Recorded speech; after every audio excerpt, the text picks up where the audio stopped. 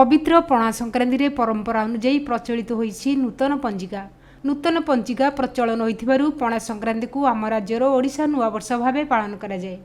तेबे चलित पणा संक्रांति ठारू आसंता 2025 पणा संक्रांति जाए दीर्घ एक वर्ष जाए आम राज्य देश और विश्वर परिस्थिति एवं भाग्य भविष्यत किभଳି रहिबो ताकू नै विभिन्न चर्चा लागि रहिछि।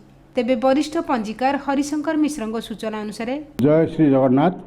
आज हूँ उत्कल 1431 एवं 32 प्रथम दिन। यही उत्कल नववर्ष में पालन करवा पणा संक्रांति आज मध्य हनुमान जयंती।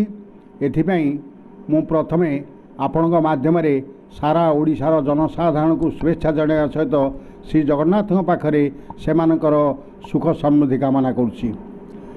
आज ग्रह स्थिति अनुजाई आमे जदि विचार करिबा राष्ट्रफल बा राज्यर फल ताहले वर्तमान मेषरे अछंती बृहस्पति एवं कुंभरे अछंती शनि। मे 1 तारिख दिन बृहस्पति वृष राशि को जिबे तापर मध्य शनि चलन मध्य हेबो। शनि मध्य मीन राशि को जिबे। वर्तमान परिस्थिति रे जदि गोचर को आम हिसाब करवा आम भारतर राशि होची पुष्या नक्षत्र कर्कट राशि। ओडिशार राशि नक्षत्र मध्य पुष्या कर्कट एवं कर्कट राशि। ए 15 दिन पर मे पहिला ठारू ओडिशार अनेक परिवर्तन घटिबो। एटा निर्वाचन वर्ष होइथिबारु जदि आमे से दृष्टि चिंता करिबा ताहले मध्य भारत पे गोटे भल शासक शासन को आसबे। विशेषतः आमे जदि वर्तमान प्रधानमंत्री नरेंद्र मोदी जातक देखा तांकर जेहेतु बिछा राशि मे पहिला परे तांकर सप्तम बृहस्पति हो। सप्तम बृहस्पति बहुत भल फल दियंती। आमर जदि देश स्तर देखा सरकार जेते कार्य कले मध्य समस्त योजना लोकों पाख आसी पहुँची पारिबो नाही। एथिरे अनेक दुर्नीतिग्रस्त लोक लाभवान हेबे। चढ़ऊ लगी रहिबो। राज्य में मध्य समान स्थिति कारण दुई जनक राशि समान।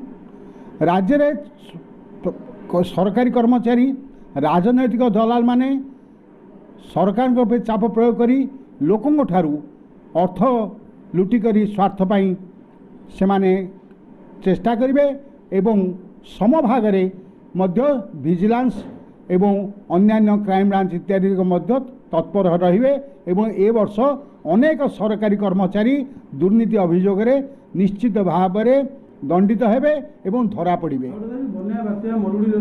बात्या बन्या मरुड़ी संपर्क में मुझे आपको एति कहूँ बर्तमान ग्रह स्थिति अनुजाई ए वर्ष वृष्टिपात निश्चित भाव में कम होइबो। ए खरा रौद्रताप जनित अंशुघात मृत्यु ए वर्ष अनेक घटवार संभावना रही।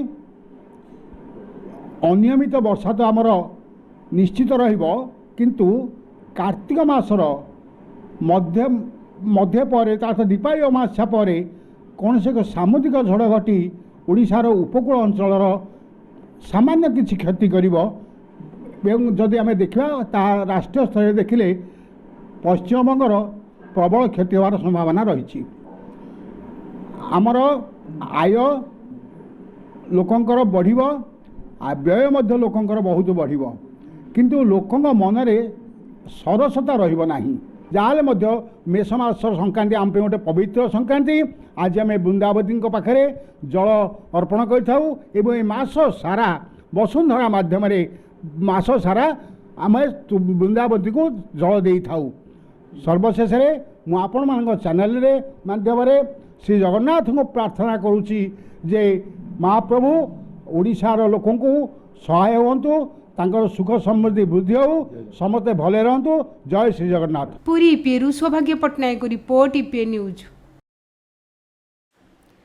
एमिति आउ किछि नुआ नुआ खबर जानिबा पई हम ईपीए चैनल को लाइक शेयर एवं सब्सक्राइब करने को भूलंतु नहीं।